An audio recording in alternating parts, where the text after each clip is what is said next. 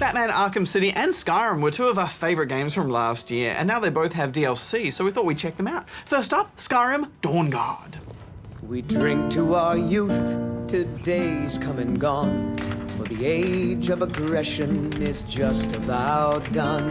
On the day of your death we will drink and we'll sing.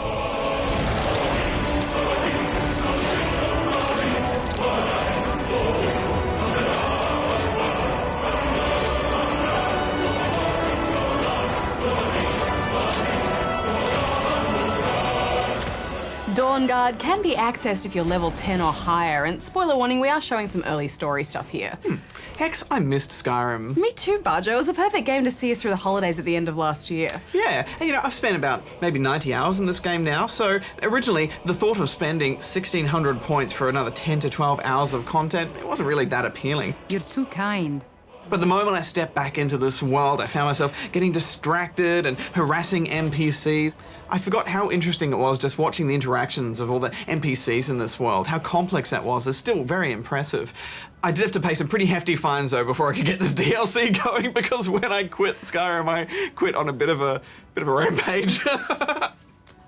But it wasn't long before I was kicking cutlery around like it was old times. And the moment you step into a city, absolutely everyone's talking about Dawnguard. Dawnguard this, Dawnguard that. Heard they're reforming the Dawnguard. Ezron's going to like you. Go talk to him at Fort Dawnguard, southeast of Riften. He'll decide if you're Dawnguard material. Okay, I'll go say hello to the Dawnguard people. Just stop going on about it. The Dawnguard are a group that are dedicated to wiping out vampires, and they ask you to join them in the fight. But on your first mission, you meet a trapped vampire that has an Elder Scroll. Can I have that? I think I'll hang on to my things, thank you. You don't have to become a vampire and go down that quest line, but the Lure of the Damned was too strong for us. You end up traveling with her to a typical Dracula castle and agree to become a vampire lord. This is the power that I offer. As the plot unravels, you uncover the vampire's plans to block out the sun.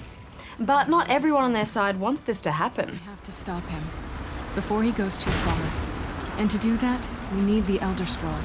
I think there's enough story and intrigue in this storyline to pull you through. The main companion that you have with you, Serana, isn't bad. She's got some over-the-top moments, but I thought she was quite a cool companion to have with you. The problem is, this DLC starts at level 10. That's when you can access it. So I think if you are a lowish level like that, you'll have a pretty good time, but I'm level 40 now and I am pimped out. Full dragon scale, even my enchants have enchants, and so I didn't drop below 95% health once, and I think that'll happen to a lot of Skyrimers out there. I didn't find one piece of loot worth equipping Hex, or even picking up, just left it on the ground. The other downside if you're high level is you won't be able to put as many points into the vampire skill tree, because you get those points when you level, and you level so much slower the higher you are. So it was a real shame that we didn't even get to experiment with that skill tree much. As a vampire, you can shoot fireballs and also raise the dead to fight alongside you. You can also do a melee attack. I think it's more fun being a vampire than a werewolf, but it's still completely impractical when it comes to fighting if you've got half-decent gear, so it's a bit of a novelty more than anything else. You're playing this awesome, powerful vampire, but he's pretty ugly. He has wings, but they're so wimpy and tiny you can't even fly with them, really. You just do this weird ground glide. Lame. I like them. There's a few rough edges to the quests, too. For example, one needs you to use a vampire power, but if you fed recently, you don't have it available to you because you get more powerful and more powers the longer you go without feeding. So you then have to wait for 24 hours to get that ability, and that's just not explained to you very well at all. There are some nice new areas and moments though, one in particular which feels very empty but is quite spectacular with the lighting and ghosts flying around. It's heaven for collecting soul gems. Yeah, I like the giant battle with two dragons in the ice, and now they're plunging into the ice and coming out. But Hex, that's where I put this DLC down, because that area is connected to this huge network of dark tunnels, and you can't see anything down there without vampire sight, and that's alright, but I think it's missing some quest markers, or maybe it's bugged out, but either way, I spent hours just wandering around on this giant fetch quest in the near dark, and I was too frustrated with it, and I was like, nope, done, I'm out. Overall, this DLC was quite disappointing after our rich experience with Skyrim's storytelling and questing. I did like the new enemy types though. Armoured trolls and gargoyles looked great and were really fun to fight. I think if you've exhausted absolutely everything in Skyrim and you're desperate for something more, then you'll get something out of this, but I definitely wouldn't call it essential content. Yeah, Bethesda have a hit or miss reputation when it comes to DLC, but their hits are usually very, very strong, so I'm not ready to put Skyrim down for good yet.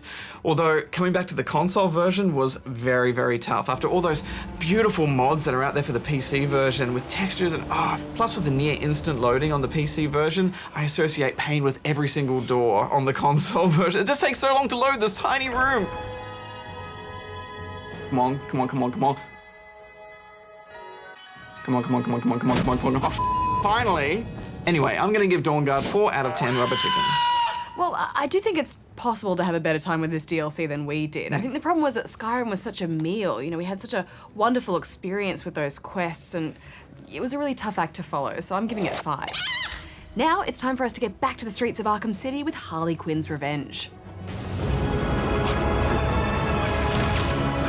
Spread out!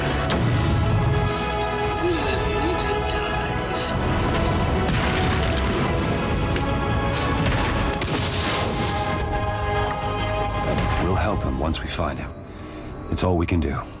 Harley has decided to take revenge for you-know-what, and of course she adds a certain theatricality to her scheme. This includes holding a group of Gotham PD's finest hostage and using them as bait to lure Batman from the shadows. You're safe. I don't think so, Bat Brain. But when he goes missing and hasn't been heard from for 2 days, Tim Drake, aka Robin, takes it upon himself to go behind the walls of Arkham and save the Dark Knight. Helps having friends, doesn't it? And playing as Robin does feel a bit different to Batman too. He seems a bit lighter on his feet. Yeah, and he's got a good range of gadgets too. He's pretty handy with his bow staff, which has an expanding shield that can deflect bullets, and his zipline can get him around quickly and smoothly. I don't know why everyone hates on Robin so much, Barjo. I know that previous Robins have been a little bit camp, but this one definitely felt badass to play as, and I think his bow staff is a really cool weapon. Yeah, there's a few hit or miss interpretations of Robin, but this is a good one, and even though his cape is nowhere near as cool as Batman's. Whatever you say. This DLC is set mainly in one location, and it is really a big fetch quest, but I didn't care, Hex. Harley Quinn is one of my favorite DC characters, and her interpretation here is sublime. Does it hurt? Too bad. Yeah, and it is very polished, which I expected, but I don't know, I can't help but feel that the ending of Arkham City was so well done that they didn't really need to tell this story. You look terrible. Also, it is very short, so I'm giving it 6.5 out of 10. I think they're all valid points, Hex, but it's like being Batman. I love Arkham City so much. It's a perfect game. Having anything else to do in it was actually enough for me, so I'm giving it 8 out of 10 rubber chickens. It is interesting, isn't it? Because with Dawnguard, obviously it's a much bigger download with a whole lot more time and content there, but you also pay for it as well, and I don't think our experience with it was that great. No, and like you said, Harley Quinn's Revenge is super short, but it's also very polished, and at the end of the day, it was more satisfying. Well, enough from us. Let's go to Tiny Power.